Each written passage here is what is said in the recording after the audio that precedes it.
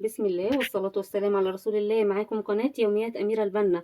النهاردة يا جماعة عملنا مع بعض البسطرمة في البيت بطريقة المصانع، حاجة تحفة.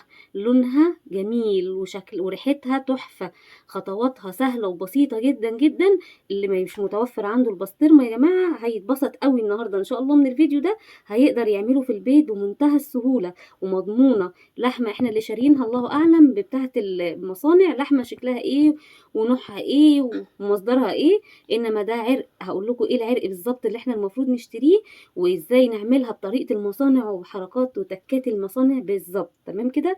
عايزه اقول لكم ان انا قطعت منها عند السوبر ماركت اللي تحت البيت. بصوا، بصوا لونها. طيب انا كمان اشتريت من عنده دي عشان اوريكم انها زيها زي بتاعت بره والله. وبتاعتنا بقى احلى في ايه؟ احلى في الطعم، احلى في اللون، واحلى في انها مضمونه كمان. تمام كده. ادي بتاعتي اهي، اهي حتى رسمة العرق شكله احلى. وادي اللي انا شارياها من السوبر ماركت. بصوا اهيت، بصوا كده اهو. ادي الفرق، مفيش فرق لا في اللون بس الطعم بيتي. يعني انا عايزه اقول لكم ان صاحب السوبر ماركت قال لي ما فيهاش دهون، ما فيهاش اي حاجه وحشه، بالمكبوسه صح. عجبته جدا، ولما خليته يدوقها قال لي حاجه بيتي تحفه هتعجبكم باذن الله. تمام كده. طبعا اهي دي بعد كده بنحتفظ بيها في الفريزر يا جماعه. اهيت بنحتفظ بيها في الفريزر في كيس، بطلع منه كل الهواء وبحطها في الفريزر، ومن المعوز بقطع ايه تمن بتمن او ربع بربع. تمام كده. طيب اللي عايز بقى يجي يشوف طريقه البسطرمه التحفه دي، اتمنى الاول لو مش مشتركين في القناه عندي يا ريت حضراتكم تشتركوا، ولو مشتركين في القناه تدعموني باللايك. دوسوا اللايك يا جماعه وتعالوا نشوفوا ازاي عملنا البسطرمه الحكايه دي. بصوا يا جماعه عندي عرق البسطرمه اهو. الاول زي ما حضراتكم شايفينه كده بيجي عرق كده من الفخده اللي هو بيتعمل منه اللحمه البارده. هنقول للجزار ان احنا عايزين عرق الفخده او العرق بتاع الفخده اللي هو بتاع اللحمه البارده، او عرق البسطرمه هو برضه هيفهمه. وساعات هيديكم وش الفخده. وش الفخده برضو حلو، يعني لو اداكوا وش الفخده بدل العرق اللي حضراتكم شايفينه ده برضو مفيش مشكله، حلو بالعكس. ده يمكن وش الفخده كمان بتبقى اطرى في البسطرمه، ما بتطولش في المده اللي بنحط فيها الملح والبهارات بتاعتها زي العرق لما يبقى كامل. بس الحقيقه ان الجزار ما كانش عنده وش الفخده، فاخدت الايه العرق ده ماشي وده ماشي. طيب تاني حاجه ايه؟ لو الجزار المفروض بينضف لك كل ده، انا ما خليتوش نضفه عشان عايزه اوريه لكم. لو ده جه تحت ايديكم كده لازم تعملوا فيه ايه؟ لازم نشيل منه كل الدهون اللي حضراتكم شايفينها دي كلها. ليه؟ لما اجي احطه دلوقتي في الملح، الدهون دي هتبقى عازل بين الملح وبين العرق. فلازم اكون شايله كل الدهون دي كلها، ما يبقاش فيها ولا حته دهن لحمه صافيه، علشان خاطر لما احط عليها الملح تتبل كويس قوي من الملح وما تعفنش مننا. تمام كده. لان البسطرمه كلمه بسطرمه معناها اللحم المتبل، فلازم عشان اتبلها كويس لازم اكون شايله كل الدهون ديت وما تعفنش. تمام كده. هنضفها بقى من كل دي واوريكم هنعمل ايه. بصوا يا جماعه زي ما اتفقنا مع بعض كده ايه، عايزه اصور معاكم الخطوه دي كده. الدهون حضراتكم شايفين انا بشيلها ازاي. معايا سكينه حاميه كده يا جماعه اهي زي الموس، باخدها كده وابتدي بقى ايه اخلي كل الدهون اللي حضراتكم شايفينها كده اهي. بخلي عندي العرق على اللحم صافي، عشان لما همسكه دلوقتي مع حضراتكم هجبسه كده بكيس من الملح، العرق يتشرب من الملح ويشرب منه جامد كده ويتبل كويس وما يعفنش. تمام كده اهو. اللي عايز يعرف ازاي بنخلي العرق، بنخليه اهو مدهنه زي ما حضراتكم شايفين، بس طبعا لازم السكينه تكون حاميه جدا. الاسلم ان احنا هنخلي الجزار اللي يعمله. ليه بس حبيت اعمله مع حضراتكم في البيت؟ انا بحب اعمل كل حاجه في كل الخطوات في البيت، لان ممكن العرق ده يبقى عندكم ومش متنضف، بيكون جاي لكم كده، تقدروا تنضفوه في البيت كده اهي. زي ما انا كده هكمل خلي العرق وهرجع لكم تاني عشان نشوف بقى ايه هنعمل ايه بعد كده، الخطوه اللي بعد كده. بصوا يا جماعه بعد ما اتفقنا كده وشيلنا من العرق كل الدهون اللي فيه علشان اللحمه هي اللي تتبل، ما تبقاش اللي بيتبل الدهنه من بره. تمام كده اهو، نضفناه كله اهو من كل اللي فيه تمام. جت بقى مرحله ايه؟ مرحله التحنيط.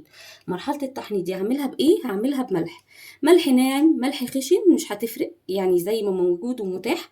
طيب هتفرق ايه؟ بس معايا حاجه واحده ملحوظه، ده عرق تربيانكو انا ووش او وش فخده اللي متاح عندكم. لو كان عرق تربيانكو او كان وش الفخده، في الحاله دي بس تقدروا تحطوا الملح على طول على السطح من غير ما نعمل فيه شقوق، علشان ندخل الملح فيه عشان ما يملحش مننا قوي.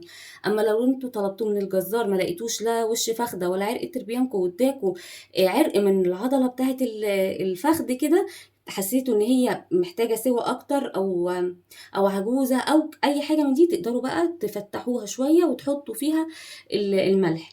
ليه نفتحها؟ لان انا دلوقتي عايزه احنطها عشان البلوله اللي حضراتكم شايفينها دي تكون مش موجوده، لان طول ما العرق عندي ما نشفش وفيه رطوبه من الميه او السوائل اللي جوه العرق، ده هيخلي حته اللحمه عندنا تعفن.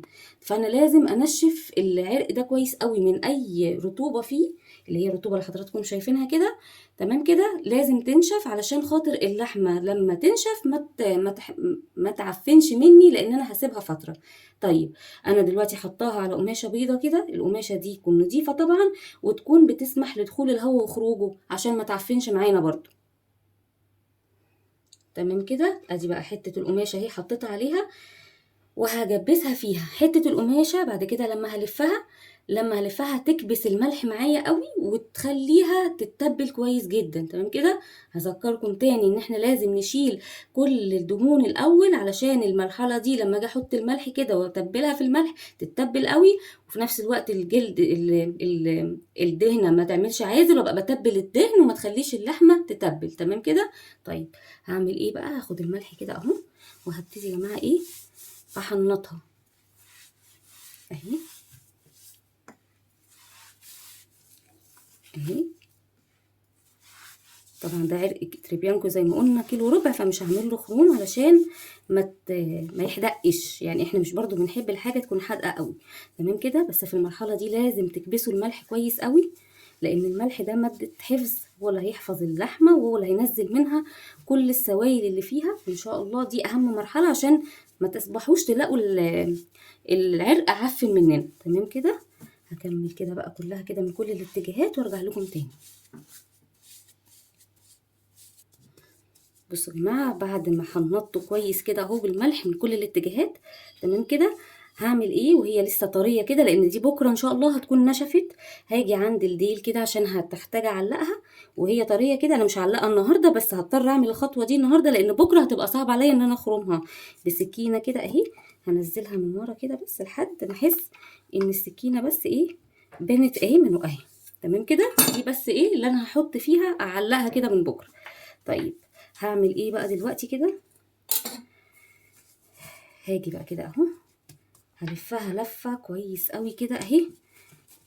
القماشه دي لو انتوا عملتوها كده وحطيتوا عليها التقل اللي احنا هنحطه دلوقتي على الملح كده بس، مش هيبقى مكبوسه قوي، وانا عايزه اخليها مكبوسه قوي. فهلفها لفه كده حلوه اهي في قلب ايه القماشه اهي من كل الاتجاهات كده اهي. وتعالوا بقى نقول ايه الخطوه التانية هنعمل ايه. بصوا يا جماعه، انا عندي اهي جبت مصفى، دي مصفى عندي، دي مش مصفى، دي شبكه بتاعت دي فريزر قديمه عندي بس انا ما رميتهاش، هستخدمها. ليه هستخدمها؟ لان انا دلوقتي عايزه احط تقل. لو انا حطيت التقل ده من غير المصفى دي على هنا، اللي هينزل من اللحمه هتشربه القماشه والباقي هينزل هنا وترجع تاني القماشه تشربه تاني، وانا عايزه دي ناشفه خالص. طب هعمل ايه؟ هحطها على مصفى بحيث ان القماشه تشربه واللي هيفيد عنها هينزل عندي هنا من المصفى دي. مصفى شوي بقى، شبكه شوي اسفه، اي مصفى موجوده عندكم برجل اي حاجه، المهم ان انتوا عايزين ايه تبعدوها علشان الميه تنزل بعيد عن السطح. طيب دي لازم يتحط عليها تقل ايه بقى؟ 10 كيلو رز، 10 كيلو سكر، شكارة رز زي ما انا هعمل دلوقتي، او البلاستيكه بتاعت الميه دي يا جماعه اهي. البلاستيكه بتاعت الميه اللي هي القاروره الكبيره دي اللي بتبقى حوالي 7 8 لتر دي برضو تملوها ميه وتحطوها فوقيها. طيب انا عندي شكاره رز لسه يعني ما فتحتهاش، هقدر احطه ايه عليها؟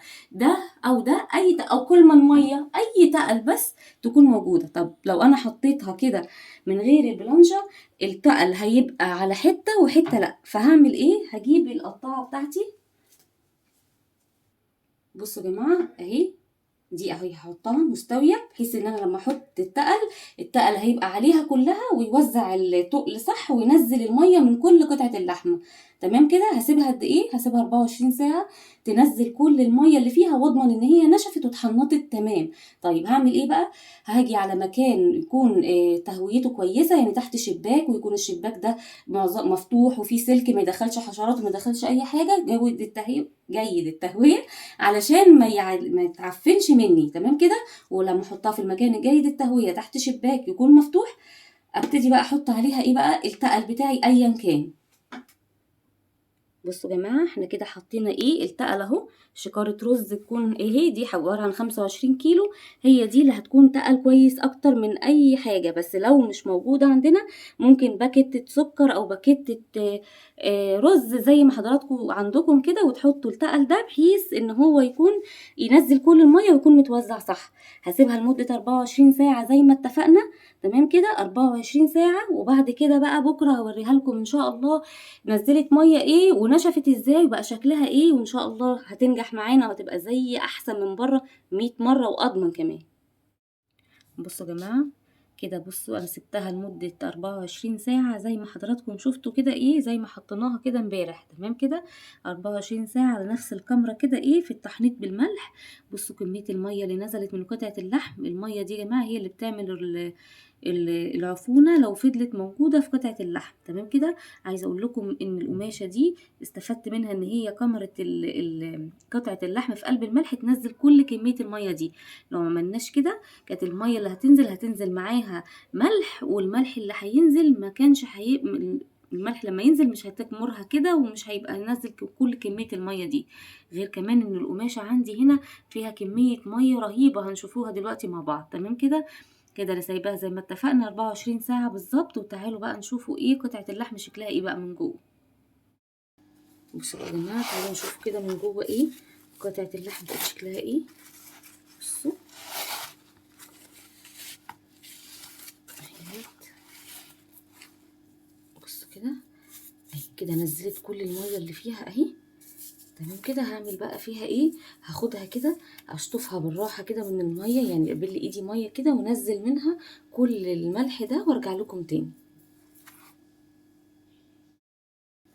بصوا يا جماعه بعد ما شطفتها من الملح كويس جدا جدا علشان ما تحدقش مننا، هبتدي اجيبها هي على قماشه نظيفه خالص وابتدي ايه يا جماعه كده انشفها اهي. يا جماعه بصوا كده كده نشفتها. هاخدها برضو على حته تانية اهي. خلي بالكم كده الميه دي ما دخلتش جوه يا جماعه، الميه دي ما دخلتش جواها خالص اهي، ناشفه خالص اهي من اي ميه. تمام كده اهي. احنا كده بالتقل اللي كنا عاملينه طلعنا منها كل الميه اهي. نشفتها كويس جدا اهي اهي. تمام كده. هبتدي بقى ايه اعمل ايه بقى يا جماعه؟ هجيب بقى على اشيل بس اي خيط فيها اهي اهي. هاجي بقى على الدباره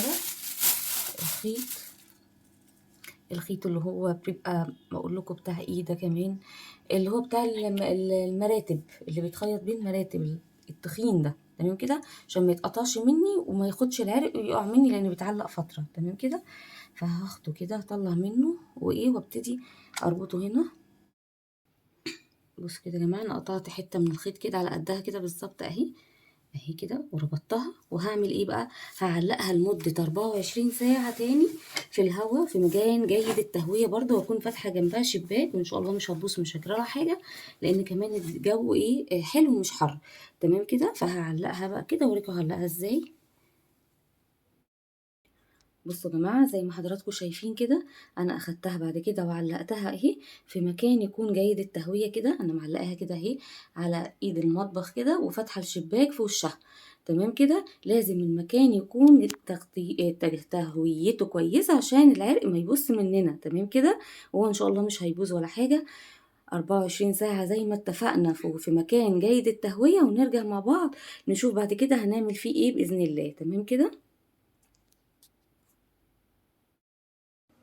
بصوا يا جماعه، بعد ما عدى 24 ساعه من ان انا علقت العرق في مكان جيد التهويه، عايزه اقول لكم ريحتها تحفه، ريحتها حلوه جدا. يعني الملح ماده حفظ، ما تقلقوش مش هيجرى لها اي حاجه عندكم في البيت، بس المكان يكون جيد التهويه. تمام كده. طيب دلوقتي هعمل ايه؟ هعمل الكفر بتاعه اللي هو من الثوم، اللي انتوا بتشوفوه متعلق من بره كده، الكفر الغامق ده، عشان ده اللي هيحفظها، واسيبها متعلقه لمده 10 ايام. تمام كده. طيب تعالوا بقى نشوف الكفر الاول اتعمل ازاي. بصوا يا جماعه، المكونات عندي عباره عن ايه؟ هاخد بس معلقتين زيت زيتون. تمام كده. هو الاساس بتاعه بيبقى الثوم، واساسه كمان الحلبه. ما ينفعش من غير ثوم طبعا، ما ينفعش من غير حلبه، ما ينفعش من غير ده او ده. تمام كده. فلازم يكون عندي هنا راسين كبار من الثوم، وعندي هنا فلفل احمر اللي هو الحلو، الفلفل الحلو نص لو هو الحبايه بتاعته كبيره فخدت نصها بس، لو صغيره بتاخدوا القرن كامل. تمام كده. يبقى فلفل، راسين ثوم، نص كوبايه حلبه. وعندي هنا برضو مكون بيتعمل في المصانع بس، وده الطريقة اللي انا عرفتها من حد بيشتغل في مصنع يعني. هي عبارة عن ايه؟ مية البنجر. بسلق البنجر يا جماعة، بيديله لون تحفة.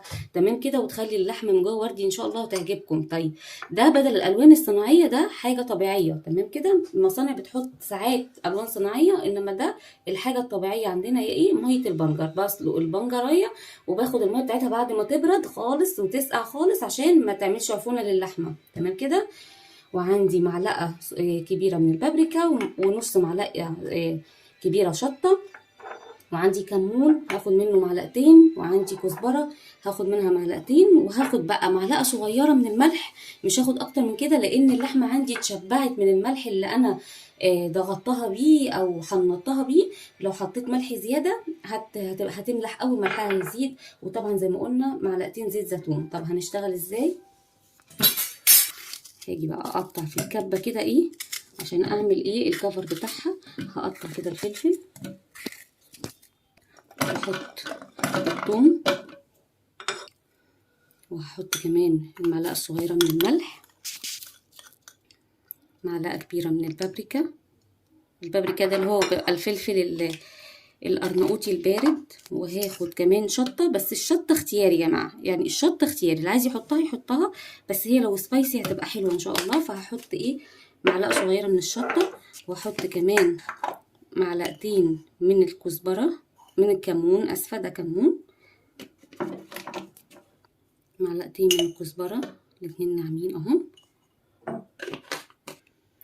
الحلبة طبعا ما ينفعش احطها كده، الحلبة لازم اطحنها الاول في مطحنة الخلاط وبعد كده اضيفها على الخليط عندي. تمام كده. لو حطيتها كده مش هتنعم وهتحبب، ومش هعرف اخد عجينة ناعمة، وساعتها البسطرمة هتفشل. فلازم تكون دي مطحونة، دي مغسولة كويس ومنشفاها كويس جدا اهي من اي مية، واحطها بقى في مطحنة الخلاط اطحنها. بصوا يا جماعه، كده طحنت الحلبة وهبتدي ايه اضيفها. تمام كده. تقدروا تخلوا الراجل يعني العطار تاخدوها منه اساسا مطحونه، بس الواحد بيحب يجيبها كده ايه اضمن، ويطحنها عنده في البيت ما بتاخدش ثواني. تمام كده. وهبتدي بقى هخلطها معاكم عشان تشوفوا انا عايزه اعمل ايه بالظبط. هبتدي بقى اضرب كل الخليط ده كده في الكبه لحد ما احاول انعمه على قد ما اقدر. كده لسه خشنه يا جماعه. هبتدي انزل تاني كده من الاطراف، واكمل ايه طحن كده لحد ما احاول انعمها على قد ما اقدر. هبتدي بقى اضيف عندي ميه البنجر كده، بس ايه بق ببق كده علشان ما تسيبش مني، لان انا عايزاها عجينه اعرف امسكها واشكلها. تمام كده. لو ما فيش ميه بنجر، ميه عاديه، بس ان شاء الله البنجر متوفر يعني تقدروا تعملوها وتاخدوا اللون الحلو. بصوا يا جماعه، كده عندي اول ما ابتدت تتشكل كده، بس انا حطيت بقين، يعني حطيت حوالي 4 معالق كبار من ميه البنجر، ما حطيتش اكتر من كده، ونعمت خالص زي ما حضراتكم شايفين كده اهي.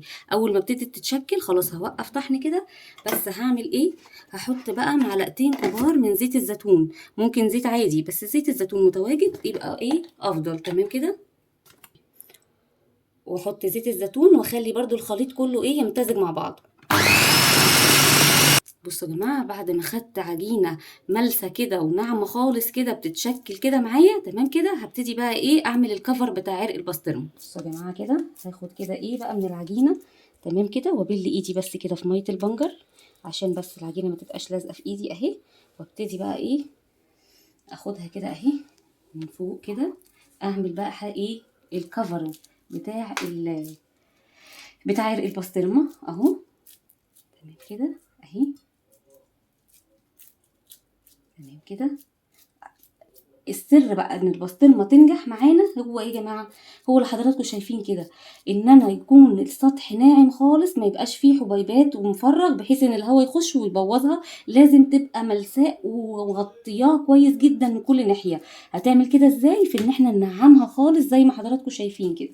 تمام كده. طيب لو عملناها الثوم ما كانش ناعم قوي والفلفل ناعم قوي وكده، هيبقى فيه فراغات هواء، فراغات الهواء دي هتبوظ البسطرمه واحنا هنسيبها فتره. طيب اهو زي ما حضراتكم شايفين كده اهو،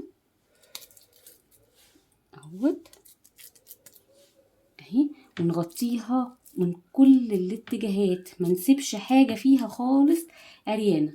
تمام كده، عشان ايه برضو ما يخشلهاش هوا اهيت. نبدا من فوق كده وهي متعلقه هتبقى سهل علينا خالص. هنبدا من فوق، بصوا اهي، اي حروف باينه كلها تتدارى من فوق لتحت، ونعمل عمليه كفرنج قويه جدا ليها. ان شاء الله هتنجح وهتبقى زي الفل وهتبقى احسن من بره مليون مره. تمام كده، اخلصها كلها بقى كده عشان الفيديو ما يطولش علينا وارجع لكم تاني. بصوا يا جماعه، انا كده عايزه بس اوريكم انا وصلت لحد نصها كده في الكفر. بصوا انا مش مخليه فيها اي حاجه، قربي ماما شويه، مش مخليه فيها اي حاجه تبان. التمليس ان انا احط ايدي في ميه البنجر كده وابتدي املس كده عليها اهي. اهي بتتحول العجينه بتلزق فيها زي ما حضراتكم شايفين كده. مفيش حته، دي كلها هخبيها برضو اهي، دي كل ده هخبيه اهو. الحته اللي عند الخيط عشان الخيط مخرم، الحته اللي عند الخيط ايدي في الميه كده اهي واملس. بصوا ناعمه جدا، عايزه اقول لكم كفرنج رهيب يعني. بصوا زي بتاعت بره بالظبط، بصوا حلاوتها، ريحتها نفس الريحه بتاعت المصانع بالظبط، هي. انا بس عايزه اقول لكم ان انا وصلت لنصها اهو، والكفرنج تحفه. تمام كده، هكملها بقى كده واوريكم شكلها في الاخر.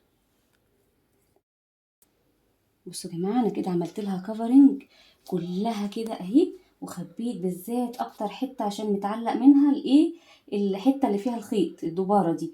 تمام كده. بصوا بعمل ايه بعد ما خلصت كلها كده؟ ايديا كده في ميه البنجر وبملس عليها بحيث ان انا اسويها كلها واخلي السطح املس خالص خالص خالص وناعم، واضمن ان انا خبيت كل حته لحمه فيها اهي زي ما حضراتكم شايفين كده. تمام كده، علشان ما يخش لهاش هوا زي ما اتفقنا وما تتبص مننا. تمام كده اهي، اهم حاجه بس خطوه التمليس دي اهي. ايدي في الميه كده واملس كده لحد ما اخلي السطح ناعم جدا جدا جدا.